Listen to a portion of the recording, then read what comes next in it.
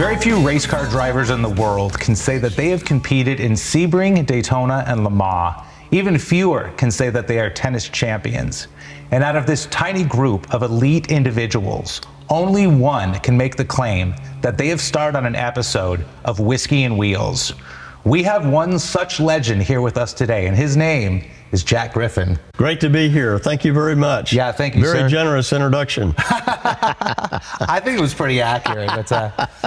So earlier today, Jack took us for a ride in this gorgeous 1989 Speedster and also this 991 GT3 Touring, which we'll show you later in the program, and he's also going to be giving us a tour of his incredible car collection. But for now, we're going to get into some of this whiskey here, and Jack's got some great stories to tell us. All right, Jack, now I know you're not much of a whiskey guy. I know you told me you're really more of a wine guy. So I selected a few whiskeys that kind of have a wine-like quality. They're very smooth, they're very neutral, they're not going to be harsh or smoky. Do you want me to pick where we should start, or is there one of these you'd like to try? You know, honestly, like I said, I'm really not much of a drinker at all, so I don't even know these particular brands. Okay, so we'll drink just a little bit just so you can get the taste. We're going to start with this. This is Glenlivet 12-year Illicit Still. This is actually the one I figure you would like the most. It's the most wine-like out of all of them, and it's a very good, easy drinking scotch. Do you want ice? Sure. Okay.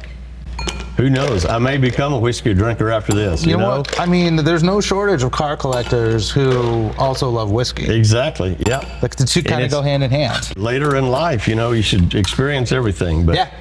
Yeah. You know, and if you want to try all three, we can definitely do that. Well, I would not want to carry it too far. Okay. Well, I'll give you just a little bit here. Yeah. All right. Yeah. Yeah, this might alter my stories a great deal. Well, you know what? That can make things a little more entertaining for everybody. Maybe I won Le Mans, who knows? After 3 of these, there's no doubt. Cheers. Cheers. All right, so I gave Jack 5 questions in advance. We're gonna drink some of this whiskey and we're gonna see where the stories go. All right, first question, manual or automatic? Well, that is a great question, and everyone has their answer. For me, to have fun, I love shifting the gears, and they make automatics, as you know, these days that are more efficient. They shift better than you can shift manually. I'm old school, I just hadn't gotten into that. So I love manuals. Yeah, I'm with you on that. All of the cars I own are manuals. What is it specifically that makes driving a manual more fulfilling to you? I like to be in control of when I'm going to shift. If I want to take it to 7,000 or 9,000 RPMs, I don't want the transmission telling me when I should shift, okay? When I was driving race cars, of course, those were, manual. To me, if you're going to have fun with a car, it's got to be manual. Okay, all right. What is the best car you've ever owned? Wow, that's a tough one. I'd say if I only had one Porsche, it would be my 997.2 Carrera S. That car does it all very well. What is the worst car you've ever owned? That one is pretty darn easy. When I first got out of college, I had no clue what I wanted to do or what I could even do. And I got a job selling office machines. So I was required to drive a station wagon in my job. It was horrible. I had a 1965 Ford station wagon. Oh, it was horrible. I could not wait to get a different job so I could drive a different car. Every day when I got in that car, I had a big frown on my face. That was torture. It's interesting how much the car you're driving can affect your general mood or your general day. There is absolutely no question about that. And I'm sure a lot of people are the same way.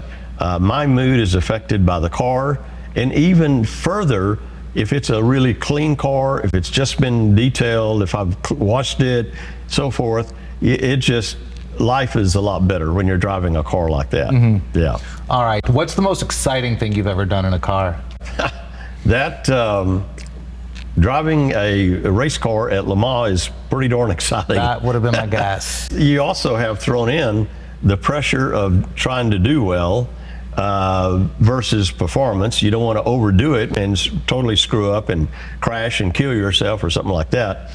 But you know, driving race cars, clearly that was the most exciting thing. My car never caught on fire, and no excitement stories in that respect. Oh, good. I've had a few incidents that you might say.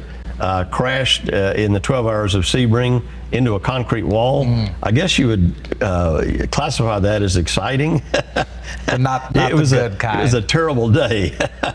All right. Is there another car you would like to add to your collection? You know, I probably have too many in terms to really enjoy. I've never owned a Cayman or a GT4. I think that would be a really cool car, it'd be a fun car. What is your favorite car movie? Oh gosh, you know, there are so many good ones and there's some horrible ones, but I would have to say Steve McQueen in Le Mans. I mean, you know, that was filmed in the early 70s, or maybe it was 1970. That meant a lot to me because I ended up driving in that race. And it was actually a fairly accurate movie in terms of depicting what it's really like to do that. And I'll never forget the first time at Le Mans, the first time that I got in the race car, I looked up and I saw the clock that was in the opening scenes of the movie Le Mans. It's still, the clock is still there. And that was a surreal experience to look up, and I had to kind of pinch myself and wonder, am I really driving a race car, or am I sitting in a seat at a movie theater? Also, I really enjoyed Rush, which was James Hunt's story, and also Ford versus Ferrari, which was it was essentially about Le Mans. All right, great. So you have competed in some of the most prestigious races in the world, and I'm gonna do my best not to pummel you with too many questions on that, but there's a lot that I really would like to know. So just from learning about you and doing research about you, it sounds like you didn't so much go out of your way to get involved in these races. It sounds like, did you have a friend that kind of pulled you into all of them? Well, yeah, exactly. It really kind of just fell in my lap because I happened to be somewhere at the right time and I was open to it. And I always say, you know, if you show up, fate has a chance to happen. I happened to show up in a certain situation, and it happened. One thing led to another, and I ended up driving at Le Mans, which I would have never. It was never my ambition. It was never even a fantasy, okay? And I would have never, in my wildest dreams, anticipated that I would actually be doing that. But it happened, and it happened. I drove there twice, 2 years, successive years. Had you raced a few times before Le Mans, or was that one of your earlier races? My first drive at Le Mans, I had raced in 5 or 6 races, okay? Obviously lower level races. I'd raced at Daytona 3 times, raced at a track in Toronto called Mossport. So I'd driven like 5 or 6 races, and then I did not plan on driving at Le Mans. It happened when my friend who got me into racing, he had an opportunity to drive at Le Mans. I went over just to be in his pit, which I thought would be really incredible opportunity to go to Le Mans. I'd never been before, and for some crazy reason that I can't even explain, I took my driving suit.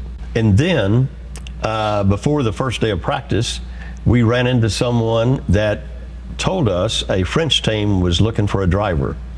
They had 2 drivers and they needed a third, and they didn't speak English, and this guy agreed to be our interpreter.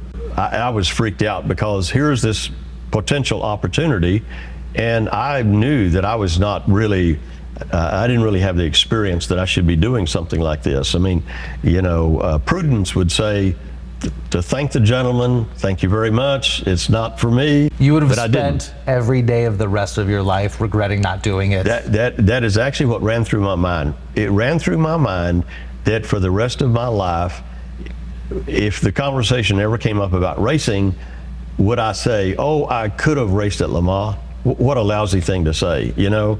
That would be total BS. So I thought, well, you know, I may die, but I've got to take a chance. I've got to go for it. So you are in another team's garage. Are you part of the pit crew, or are you just hanging out and watching? Oh, just hanging around watching. What, do you remember what team it was? It was my best friend that got me into racing. His team, Davidson Racing Team, based here in Dallas. So you are hanging out in the garage, in the pit garage of a friend who owns a race team, and these French individuals just walk up to you and ask them to drive on their team for Le Mans?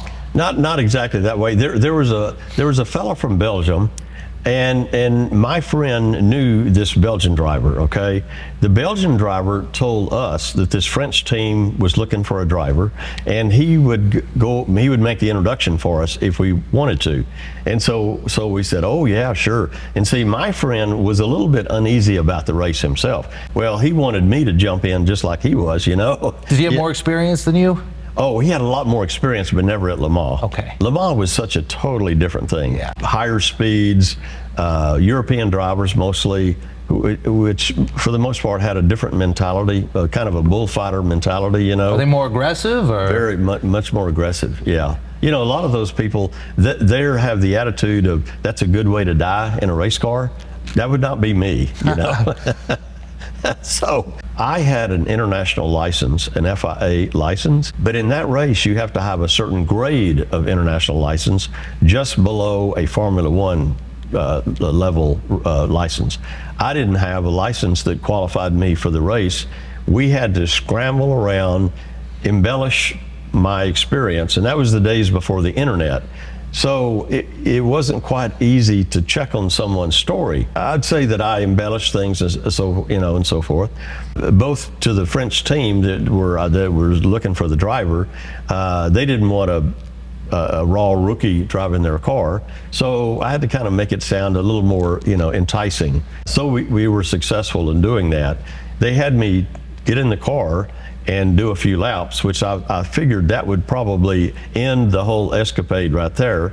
But I did, I guess, okay. And so all of a sudden, I'm driving for this French team in a French prototype. So the car you drove was the Rondeau M84? It was, yeah, 84 and 85, but the first year it was 84. Okay. And it was called a Rondeau with a Ford Cosworth motor. Were you able to complete the race? No.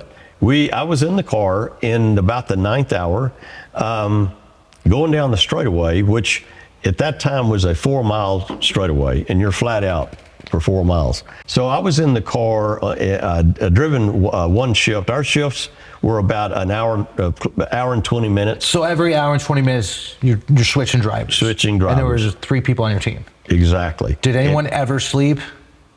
Not really. Okay. Not really. A little bit. You may doze off a little bit. So you've got 2 hours and 40 minutes before you have to get in the car again? Well, yes, but actually, after an hour and 20 minutes of resting, then you need to be in the pit in case the car needs to come in for an emergency or something like that. So you always have a driver in the pit ready in case the car comes in. Let me ask you, because you know how time can pass at relevant speeds depending on what you're doing. How long did it feel to be racing in Le Mans for 1 hour and 20 minutes in that car? It actually went by very fast because you're really carrying a lot of speed. It's so intense, your concentration level, you're concentrating every second. You feel a blink, like your eyes are going to blink, and you hesitate. You don't want to even blink your eye. Wow. And you don't really have time to think about consequences or fear or whatever. You're just very busy, focused on what you're doing. Is it just physically exhausting? Well, you're so high on adrenaline, you don't really feel exhausted at the time. After the race is over, it's pretty exhausting. But at the time, you're so amped up. Okay, so you ran into mechanical issues your first trip on Le Mans, that ended it? We did, yeah. Like I say, it was in the 9th hour. I was driving the car, going down the straightaway. You were driving when it happened? I was driving when it happened. I was flat out. And this car, Ford Cosworth motor, basically a Formula One engine, we shifted at 9,000 RPMs, and top speed was 215 miles an hour down the straightaway. I was flat out on the straightaway, and it was a 5-speed. We shifted from 4th to 5th at 170 miles an hour, which is kind of interesting. But so I was flat out, and all of a sudden the engine died, and the accelerator pedal was stuck to the floor. Oh. I had no idea what had happened, but I pulled off the track into the grassy area by the Armco, and people were lined up, spectators were lined up, down the Armco and everything. And I coasted to a stop, and the car wouldn't start, it wouldn't even turn over. The engine was totally frozen up. Mechanics are not allowed to work on the car on the track, but the driver, if the driver can get it going back to the pit, maybe there's, we're okay. So I got the engine cover off the back of the car, which wasn't easy, and there were about 100 pieces I was looking at. The motor had just grenaded. You hear the term engine grenaded. Well, this one grenaded. It was in so many pieces. They were everywhere. So clearly, we were done. Once you realized that it was just over, what was the feeling? I was really disappointed, and I just thought, it was a great experience, but it would have been great to finish the race. Right. I had earlier that year raced in the Daytona 24-hour and finished. Even we had a 2-hour breakdown, but we did finish the race. And that's a great experience. When you take the checkered flag of a 24-hour race, you're just totally exhausted, but gosh, it's like, I'm sure, like climbing Mount Everest or something, Mm-hmm. So I was really bummed. But that happens. Even though I was really disappointed, it was like a bit of a sigh of relief. It's like, I did it. I raced at Le Mans. And you survived? Yeah, I survived. All your limbs are working. And what a great experience it was. Even though I didn't finish, like, wow, I raced at Le Mans more than I ever would have fantasized about. So it was a mixed feeling. Did you race in the identical car in both races? Same brand, different model. Okay. Different model. The next year, and I never intended to race again at Le Mans. For my experience level and so forth, I wasn't really willing to take the kind of risk of dying in a race car, because that was not my career. Well, you know what, in a way, like, good for you for not willing to throw everything away on something like that, because I think a lot of race car drivers would be willing to do that. Well, I have 3 sons that are grown now, but they were young. They were young kiddos back then. And, you stop and think, is like, I'm driving a race car. It's not my career. It's kind of a selfish thing to some degree. It's like, if I'm killed, the kids, their fathers died driving a race car, you know? But after I did Le Mans one time, it's like, man, this is too dangerous. I'll never do this again. However, the next year, I get a phone call from the team owner in France, and he asked me to come back and drive again. I was so flattered that I agreed to do it. And all this thing about I'll never do it again went out the window. It's like, I got to do it again. So this time, but he needed 2 drivers, and I got my friend who had driven the March Buick. I got him to come as well. So the 2 of us drove together. So it didn't take any coaxing. It's like he said Le Mans, and you said, I am there.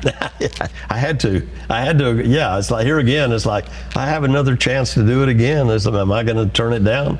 No, I couldn't turn it down. Well, how'd the second time around go? Were there mechanical issues, or were you able to finish? Unfortunately, mechanical issue. I was not in the car at the time. My friend actually was in the car, and the suspension broke. And he was on the straightaway, and he lost the ability to steer the car. Ooh. Now that's a very scary situation. He was able to somehow make it back to the pit at a slow speed, but they could not fix the car. Oh. It was so that was it. And it was only like 3 or 4 hours into the race. Okay. I'd driven one shift, but we had several days of practice qualifying. We qualified about mid of the middle pack. There was Mario Andretti, Michael Andretti, Derek Bell. I mean, Jackie Ickx. I mean, the best drivers in the world, and then us. And the car, was not as developed in later years. It was the overall winner in 80, but this was in 84, 85. And the technology moves very quickly. Technology was better in the other cars, and they had factory support and so forth. The developer of the car, Gene Rondo, he was there. We met him, but he was actually driving in the race in a Porsche. So how does that even work? That kind of tells you something about his cars. Right. A lot of people, and I'm one of them, feel like Le Mans is the most prestigious race that a person can compete in. So to someone who's not done a lot of racing, or to someone who's never raced, how would you describe the experience of racing in Le Mans? Well, it's a lot of things mixed into one. I've had a lot of people say, "Oh, I bet that was fun." I would not describe it as fun. Really intense. You know you could die. It's in the back of your mind, but it's not on the forefront. Really, really exhilarating, exciting, adrenaline rush. Very busy.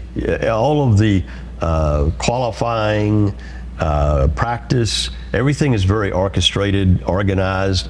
You're required actually to practice for so many certain period of time driving at night. They want to make sure that you can be okay driving at night, because that's a lot of the track is not lit at all. But the actual race itself and the times when you're in the car, in the pit or whatever, those were very serious and really anxious times. So with Le Mans, you didn't win Le Mans, but you won Le Mans tennis? I raced at Le Mans and I came home with a trophy. That's my story. Okay, all right. I was on a tennis scholarship in college, so I was a tennis player and played competitively a lot. And I was nationally ranked and played in tournaments all over the country and so forth. The first year at Le Mans, I saw a poster that advertised a tennis tournament for the drivers and the press. And I asked someone what that was about, and they explained what it was. The drivers could play tennis, and on Friday, the day before the race, it was an off day, no one practiced, and during that day, they did things like the tennis tournament and a golf tournament for the drivers also. So the next year when I raced at Le Mans in 1985, I took my tennis gear. So I entered the tennis tournament for the drivers and the press, and I knew I was unlikely to be terribly competitive in the race, but I was damn sure going to win the tennis tournament, okay? It was fun because I played against Derek Bell, Bob Wallach, who was on the pole at the race, who's a French guy. Early in the tournament, I wanted to make sure that there was no question I was going to beat these guys. And so when I played against Derek Bell and Bob Wallach, I beat them easily, and I made sure that I really put them away, okay? And Bob Wallach was actually a very good athlete, and I think he usually won the tennis tournament. Well, I beat him easily, and he got really upset. So he came to the net actually at the end of the match, and he was serious.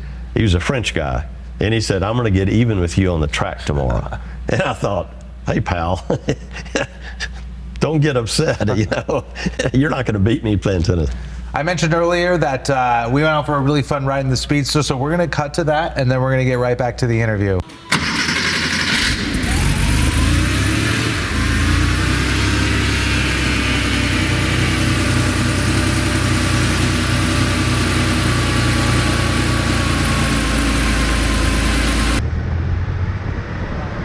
So how long have you owned this for?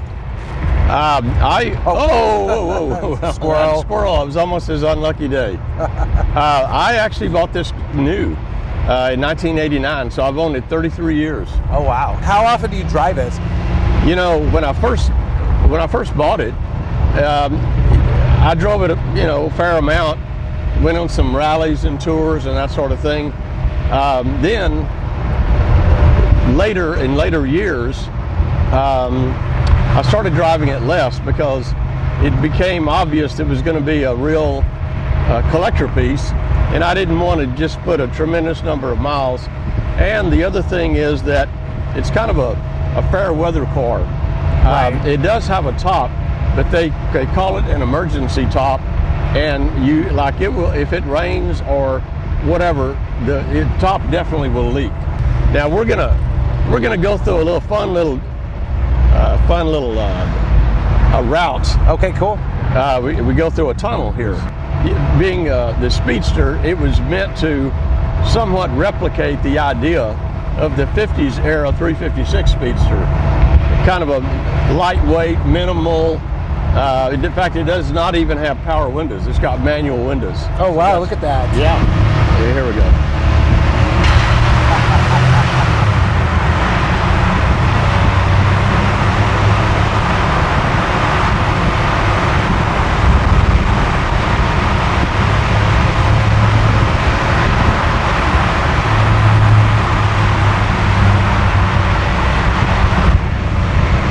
Welcome back to Whiskey and Wheels. So Jack's been telling us a lot of great stories about pretty much anything automotive related, but I want to switch gears and talk about whiskey here. Now, are you familiar with what's called tasting notes? I am not. Okay, so there are people out there who have very well-developed palates, and they have apparently gone around the world and have tasted everything in them. Oh, wow. And they will drink alcohol and they will write up very detailed description of all of the flavors they have tasted when they drank something. And it is stuff that is many times not even food related products. So I thought it would be kind of fun if we went over like professional written tasting notes for this particular drink here, and we see if we can actually taste anything that they taste. Oh, God. All right. So I've pulled up the tasting notes from a website called Whiskey Lifestyle.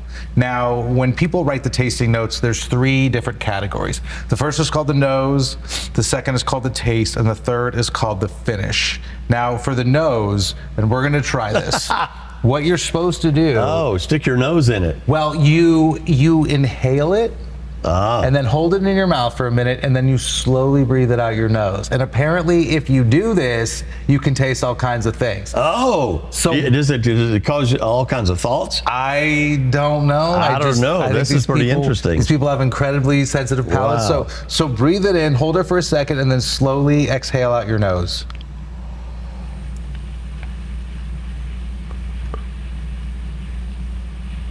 Okay, did you taste anything? Absolutely not. Okay.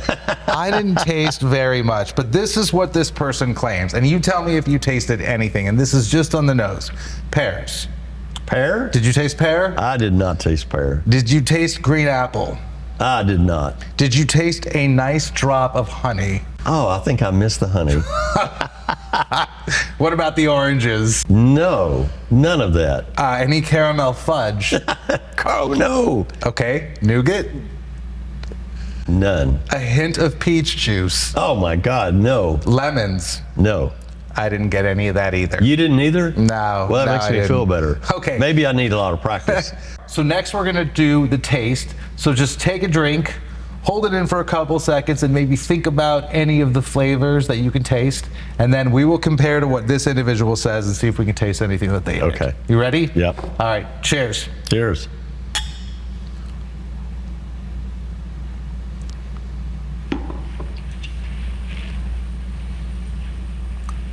All right, you ready? Yeah, Okay. Did you taste pears? I did not. A hint of lemons? No. Toffee? No. Salted caramel? No. A tropical note from pineapple? Oh, God, no. Peach? Nope. Vanilla? Maybe a little vanilla. All right. Maybe a little vanilla. Nougat? No. Almonds? No. Cinnamon? Maybe a little cinnamon. Cloves? No. I maybe tasted like a tiny bit of pear and maybe a tiny bit of vanilla. Maybe. I mean, it's good. Yeah. But yeah. I'm not getting anything that this individual is writing. Yeah, I mean, my hat's off to him for getting all of that. That had to be quite an experience for him. Okay, so last is the finish. This is after you've taken a drink and the flavor that lingers in your mouth. So just take a little drink and see if you can taste any okay. lingering flavors.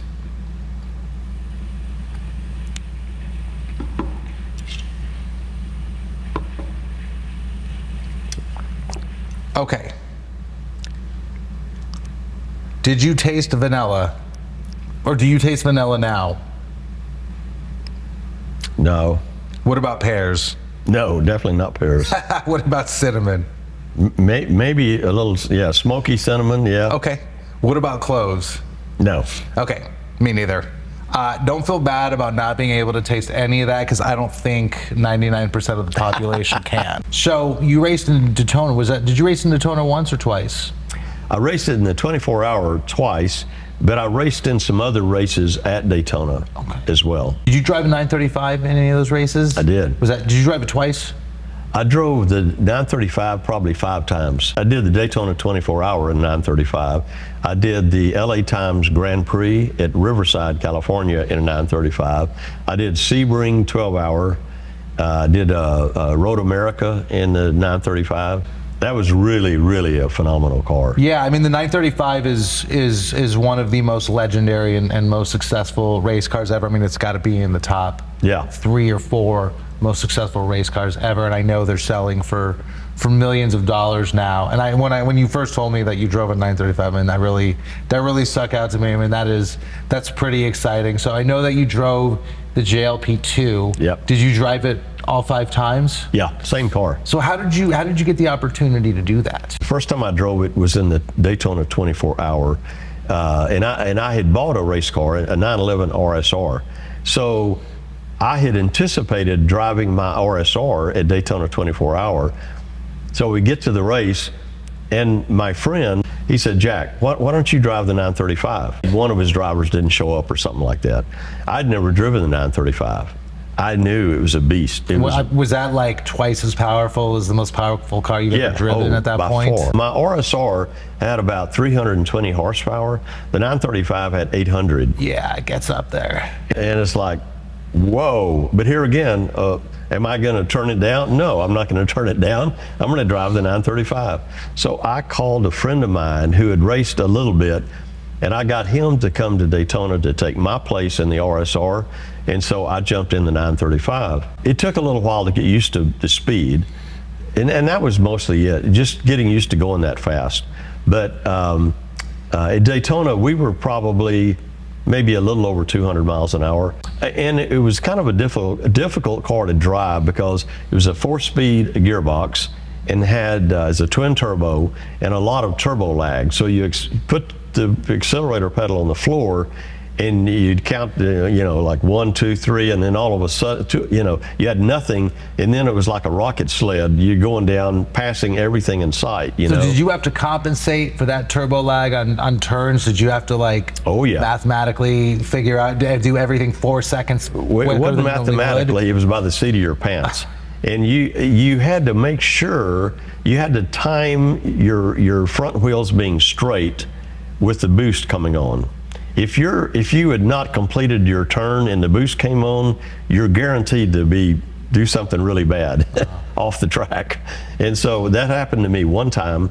I tried to time it in a turn where my wheels were totally straight and the boost came on, and I had not totally completed the turn, and the boost came on, and I went off the track doing donuts, scared the crap out of me. Wow. And made sure that never happened again.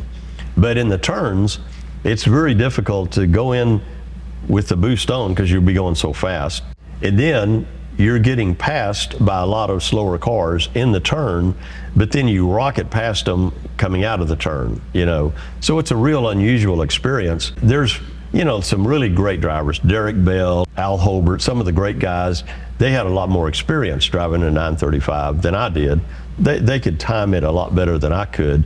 But with a 4-speed gearbox, you're never in the right gear. But once you get it going straight, and when that boost comes on, and you don't need your rearview mirror because no one's going to be passing you because you are just really flying. But actually, once I got used to driving it, it was very comfortable. Okay. And I really enjoyed driving the 935. What's your favorite car that you ever raced? Yeah, I'd say the 935. Okay. So you mentioned Seinfeld earlier. Now, it's my understanding you were on an episode of Seinfeld, but weren't on an episode of Seinfeld? Yeah, that was another kind of a fun experience.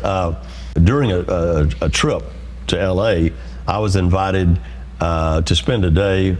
Went to his Santa Monica airport where he keeps his cars, saw his car collection, and then went to the studio where they were filming an episode. And it was really kind of a fun experience just being there and watching it happen. And I was sitting kind of like we were sitting, and I was told, that Jerry would like to see pictures of my cars and things.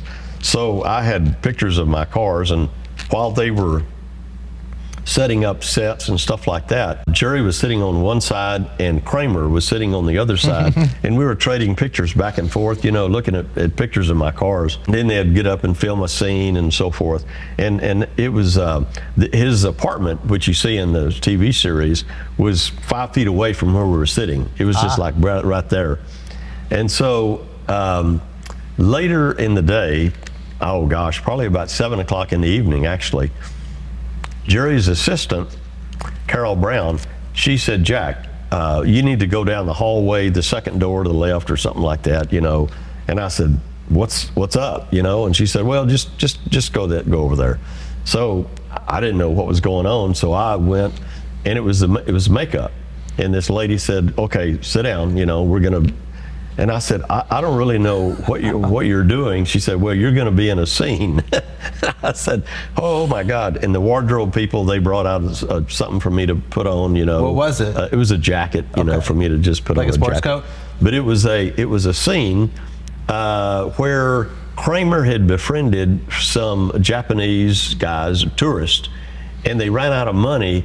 And they didn't have a place to stay because they couldn't afford a hotel. He puts them in the drawers, right? He puts them in his chest of drawers. Good night, Mr. Tanaka.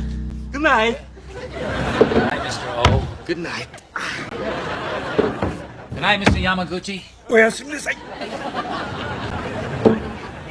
They created this chest of drawers, this very large chest of drawers. The carpenters built that, you know, while I was standing there or sitting there. And so these guys would actually crawl in, and you know, I was sitting there watching it and everything, and they said, okay, we're going to have a scene where the Japanese guys, they want to buy a cowboy hat in a department store, and Kramer is going to be there showing them cowboy hats, and you're going to be a customer just walking by.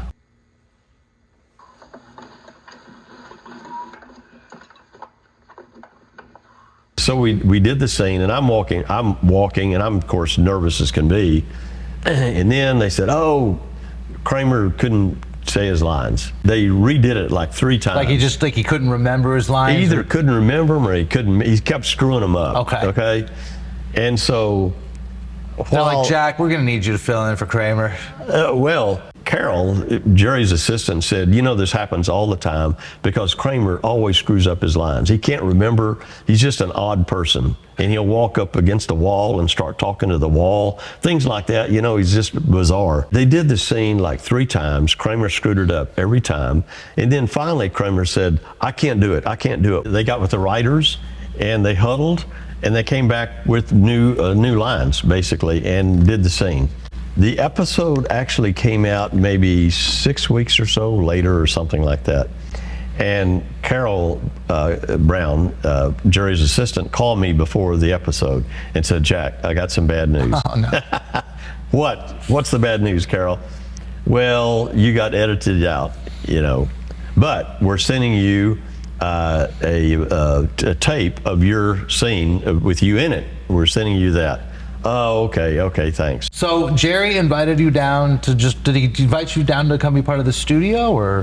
Well, what happened is I had a car at the time. I had a lot of Porsches at the time. And of course, Jerry's a Porsche fanatic. And Jerry's favorite color is blue. I had a 356 Speedster. At the time, I had 4 356 Speedsters. One of them was all original blue. And it was on the cover of a magazine. Jerry saw that cover, got in touch with the publisher of the magazine, who knew me, calls me and says, someone wants your phone number because they saw your car on the cover of the magazine. And I said, well, I really don't want to sell the car. And he said, well, you might want to talk to this guy. It's Jerry Seinfeld. So I said, well, okay, you give Jerry my number. He can call me.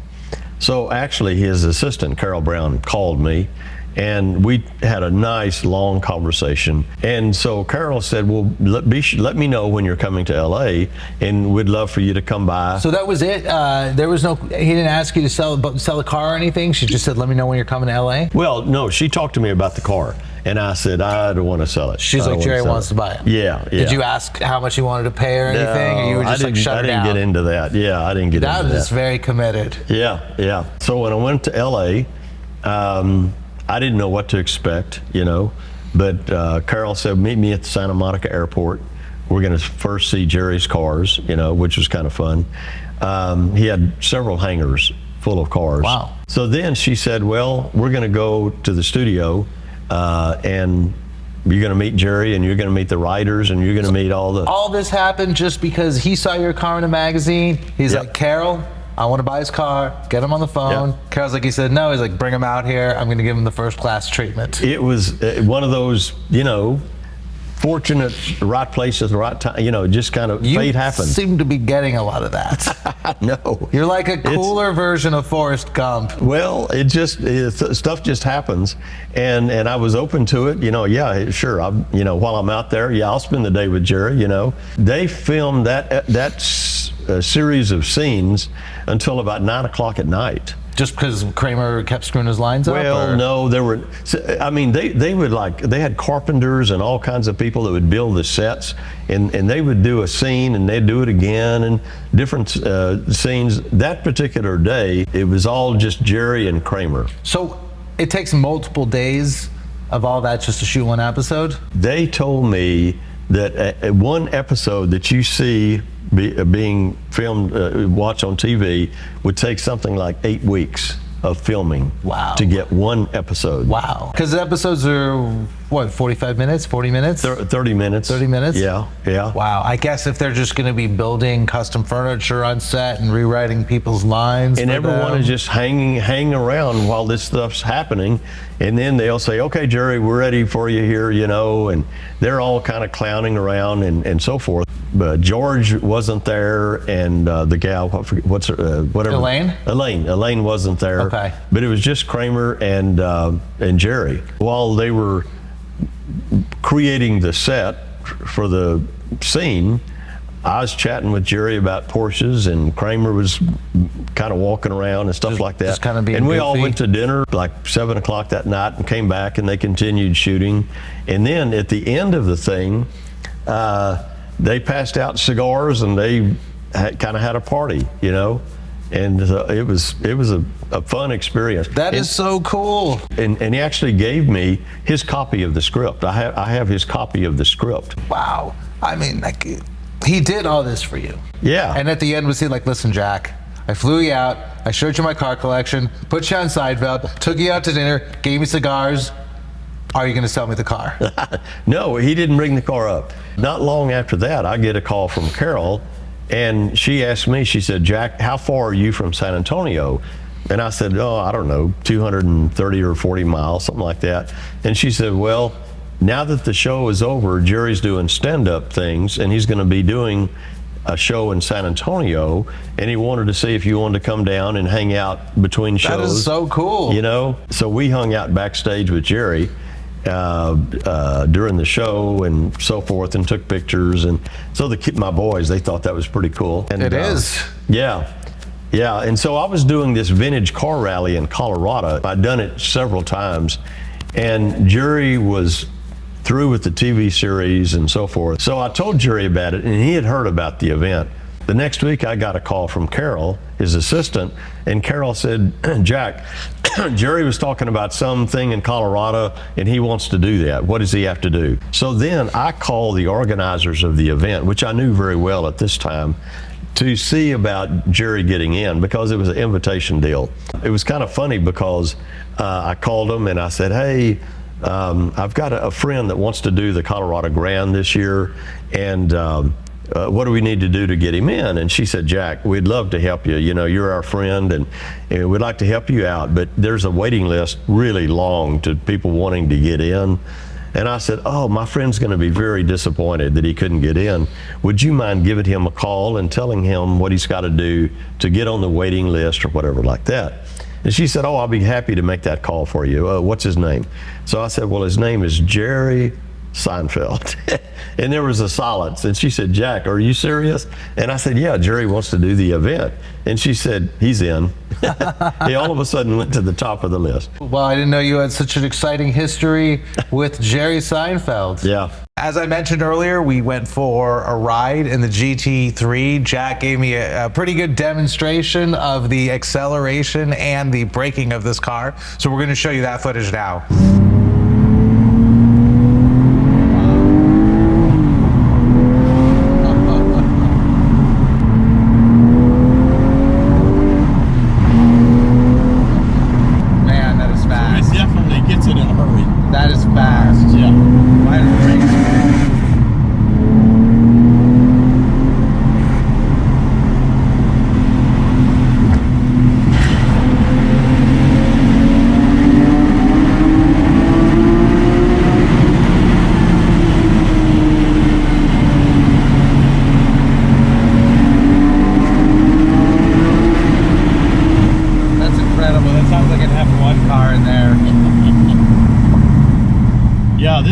this is my therapy car. When things are sort of hectic or whatever like that, this will clear out your senses and sinuses and everything else. Yes, I have one of those as well. Yeah. Not quite as fast as this, though. Well, you need something like that to get you back to sanity. Or just to help distract you from your frustrations. Yeah.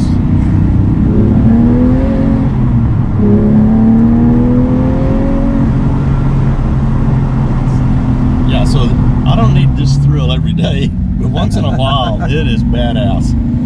Absolutely.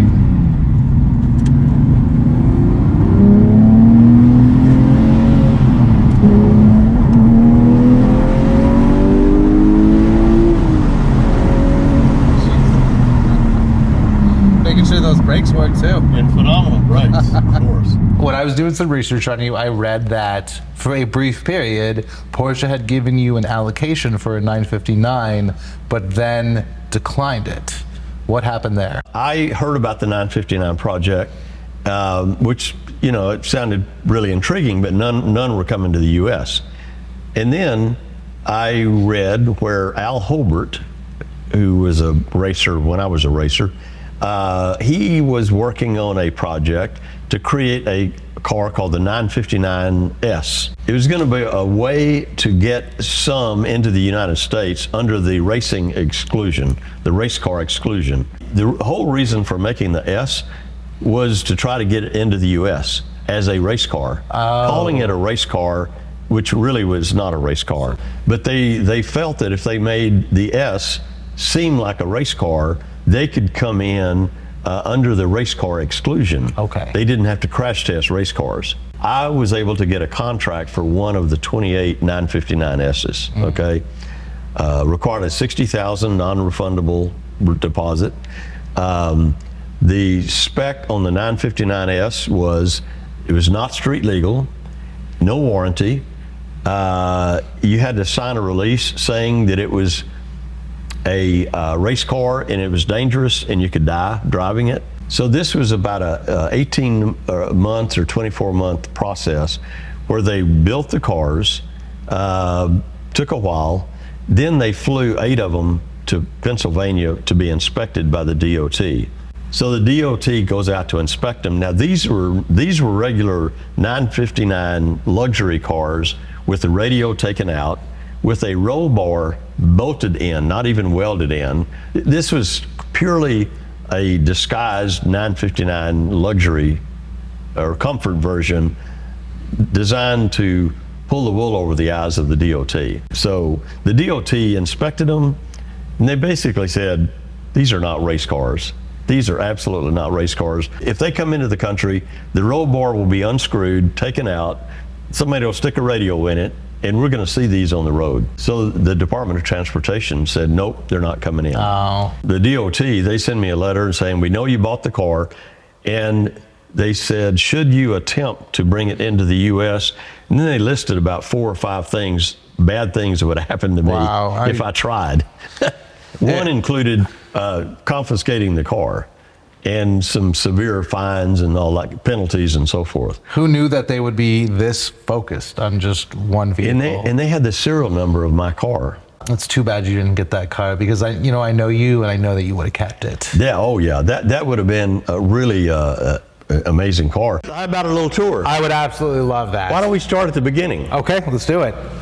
The beginning of this craziness started in 1976, 46 years ago. I bought this. This is a 1970 914-6. Back when I was driving race cars, I met a guy who was a great racer, who was also a great engine builder, and he had a lot of experience with the 914s. So he built a motor for this, which doubled the horsepower. Oh, really? Roughly, yeah. What motor did you start off with? It started out with a 2-liter 911 engine. This is a 2.5. The 2-liter had about 110 horsepower, which is really not very fast. Right. People talked about how fast the 914-6s were. They're wrong. It was not very fast. They handle great, of course, but this has something over 200 horsepower. Very nice. So it makes it a really fun little car. And in doing that modification, we flared the rear wheel wells very slightly. Oh, you did? Yeah, to accommodate bigger tires. Okay, so is it this lip right here that you increased? Originally, the rear wheel well was like this. Okay. I mean, it looks completely factory. I didn't want anything real radical. What shade of blue is this? It's called Adriatic Blue. Adriatic blue. Was this like an actual Porsche factory shade? Yeah. Okay. Yeah. That's beautiful. Yeah, Adriatic Blues. So this I bought new in 1989. So it's 33 years old, and 911 Speedster.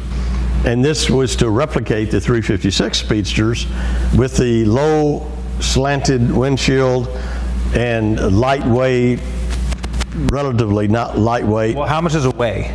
Weighs about 2,600 pounds. So it's pretty light. That's pretty good. Yeah, yeah. So this was at the very end of the G-body production. This was late '89. And they made a little over 2,000 for the world and a little over 800 for the U.S. You rarely see these out on the street. They're mostly tucked away in collections. And this has 14,000 original miles. Wow. The 356, I bought this in 1994. And it didn't look anything like this the way I bought it. I bought it from a friend of mine who lived in Oregon. It was totally trashed. So this is, it's a pre-A, right? This is a pre-A. As a matter of fact, this particular car is the next to the last pre-A car built. Oh, really? Yeah. In 1955, the importer of Porsche, Max Hoffman, he was a great marketer, and he convinced Porsche that these should have names rather than numbers. You know, they were 356s, but for marketing reasons, they badged these as Continentals. Well, he did that without checking to learn that Ford had the name Continental reserved for the Lincoln Continental. Yeah. So before the end of the year, they were informed by Ford that they should discontinue that name. So this became a one-year only car, the Continentals. So this is the badging. Oh, wow. I've never seen that. Yeah, and so this is a sunroof, which was a factory option, and not many people ordered them, so there's not many sunroofs out there. And when I bought this, I wanted to make it what is termed an outlaw car. And a friend of mine, Rod Emery, is the guy that started the whole outlaw movement.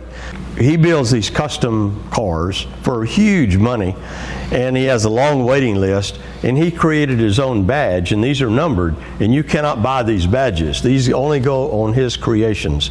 Well, he's a friend of mine. He came to town one time, and he said, let's go to your garage, and he actually installed one of his badges on this car. What shade of silver is this? Well, originally it was called fish silver. That was the Porsche color. Now, you cannot formulate fish silver any longer because of the chemicals involved and processes and all environmental issues. And so we got as close as we could. Okay. Yeah. It's definitely got like a hint of like maybe amber or something to it when you see the lights reflecting in it. Yeah. And you've won several awards with this car, haven't you? Yeah, this car has won the best of show at virtually every significant car show in the area. Oh, wow. So the next in line that I still have is this 85 911 air-cooled car. And I've had this about 14, 15 years, something like that. This is all original, never been painted, never been wrecked or anything. I bought this from a fellow outside of Chicago and drove it home, and I've been driving it ever since. How long of a drive was that? It took me a day and a half. I don't know. I was just having fun. And nothing went wrong with it on the drive? Heck no. That's great. These 911s are so bulletproof, and I used to be so much into air-cooled cars and really never thought I'd own a water-cooled car until 2016, I bought the white 997.2. If I only was going to have one car, it would be a water cooler rather than an air cooler. So if you had to get rid of your whole collection and could only keep one car, this is the one? This would be it. Wow. It had 19,000 miles on it when I bought it. Okay. And it has 42 now. Oh, so you stacked them up. So I drove it to Monterey, California, drove it to Utah, and it'll cruise at any speed. Well, you have one, you know it's. And then about 3 years ago, I had an opportunity. This is a 996 turbo. A good longtime friend of mine had this in his garage over at our Plano garage project, and I'd seen it, and it's like, oh man, I love that car, and I lusted it after it, and there came a time when he decided to get rid of it, so he called me and said, Jack, I know, you'd like to have this car. I said, absolutely. So he threw out a number, and I said, I'll be there in 30 minutes. He had done so many improvements, performance-wise and so forth. Bigger turbo, better brakes, wheels, the exhaust. Yeah, I mean, I'll tell you, I'm not a 996 fan, but this car is really pretty. It just looks like a blast to drive. It is so much fun. So not too long after I bought that, I bought the GT3.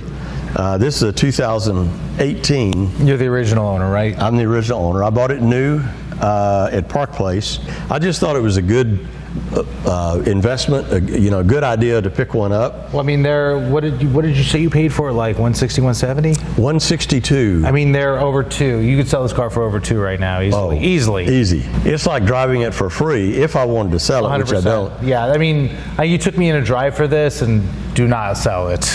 You what? Don't sell this car. Oh yeah. I wouldn't drive it every day, but every once in a while, it's a thrill. Yeah. For the U.S. market, they made around 700. That's it? Of the Tourings. Yeah. That's nothing. Oh yeah, not very many. You hardly ever see a Touring, a 991 Touring. It only has a little over 3,000 miles on it in 4 years. You got to get that mileage up, man. I know. Well, it's like I want to drive this. I know. It's not easy. It's not easy being Jack Griffin. It's hard spreading the miles around. When did your racing career end? The last race was Sebring 12-hour in 1986. Okay. And what have you been up to since then? Some real estate projects here and there. I was an office building developer when I was young, and worked for a very large real estate development company based in Dallas, and had the good fortune of being a partner in the company when I was 28 years old and in charge of developing suburban office buildings in the Dallas area. So I did one office building development in partnership with Roger Staubach. We were partners in building. Right. I had a very large garage at my house. I had a 3,000 square foot garage in my home, and I had 16 Porsches at the time, and it was fun.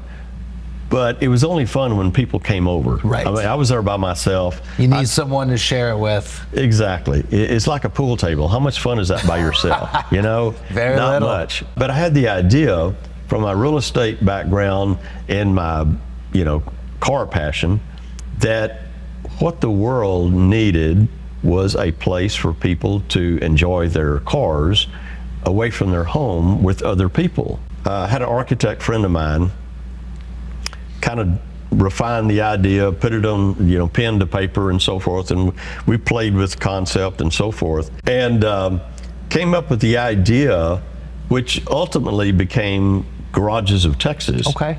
It turned out to be an unbelievable success. Before construction was even finished, I was able to sell every unit. It was 69 That's garages. Great. So how many facilities have you completed? We've completed 9 locations, 6 in Dallas, 2 in Houston, 1 in Austin, and we just started our 10th one in Houston, actually. Okay. The resale potential as an investment has been unbelievable. Yeah, they've definitely, because I've looked into trying to buy them a few times, and they've definitely gone up in value. Oh my gosh, yeah. So there's no downside. I mean, you buy a garage, you decorate it, you enjoy it, and if you want to exit, You're going to make money. You can sell it in a matter of hours. It's a win-win-win. It's a win-win all the way through. But we have recently actually changed our name to Garages of America. Garages of America, huh? So has that become completely official now? It will be. It's becoming official. You heard it here first. Garages of America. So, just from knowing you, talking to you, and doing research on you, I mean, you've really lived a pretty remarkable life. Well, I appreciate your comment. To me, it's just, I've just lived my life, and it just, I've been open to going in different directions, and I never particularly had any goals of where I want to end up. That's why you're like a cooler version of Forrest Gump. Stuff just happened to you, yeah, but it was cool. They just sort of pushed me in. You just ended up driving in Lamar. Yeah, pushed me in different directions. And like I may have mentioned, I grew up in far South Texas. My dad was an auto mechanic. And so I was from a real blue collar family. I had the good fortune of playing tennis. Tennis was sort of my ticket to go to a good school, and went to Baylor. Played on the Baylor tennis team and had a scholarship, and then moved to Dallas right out of college, and been in Dallas ever since. And so I've seen, and I got involved in real estate development, so I've seen a lot of growth in Dallas, and was sort of swept into that wave of development and so forth. And along the way, through cars, tennis, and real estate, have been so fortunate to meet some really amazing people, and it's all about relationships. It is. It's all about the value of your life comes from your relationships. It really does. I mean, they can talk about education or talk about IQ or whatever.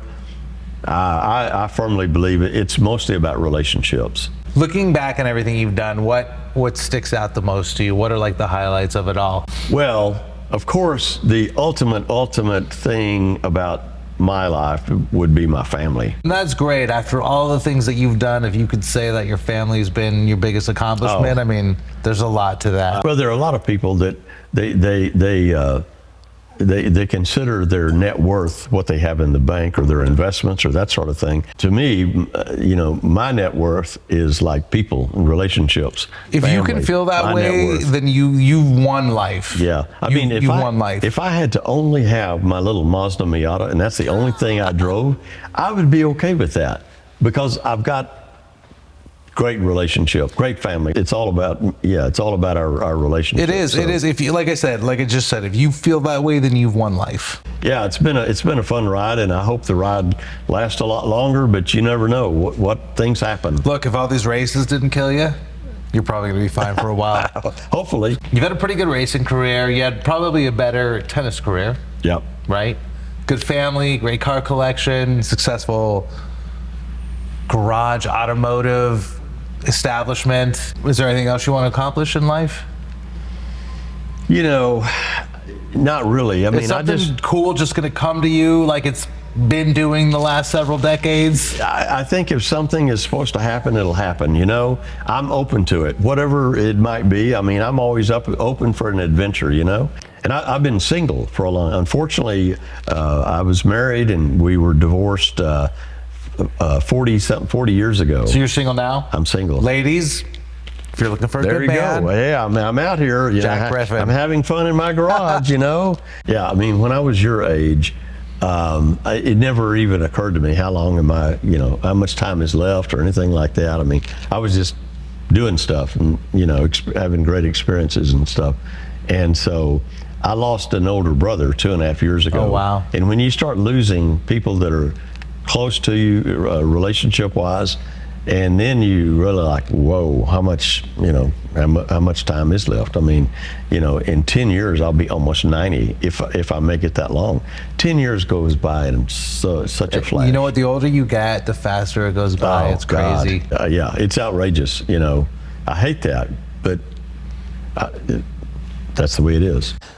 Well, Jack, thank you so much for taking the time and coming onto the show and telling us all of your incredible stories.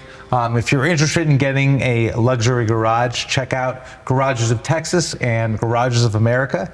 And for more original automotive content, click here to subscribe.